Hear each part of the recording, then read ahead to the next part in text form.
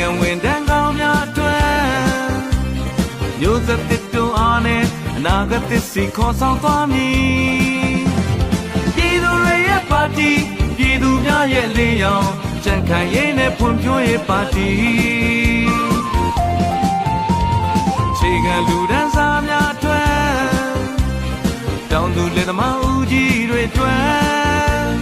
နိုင်ငံဝင်တန်းကောင်းများအတွက်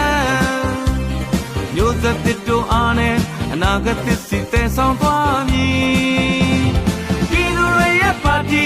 ပြည်သူများရဲ့လင်းရောင်ကြံ့ခိုင်ရေးနဲ့ဖွံ့ဖြိုးရေးပါတီ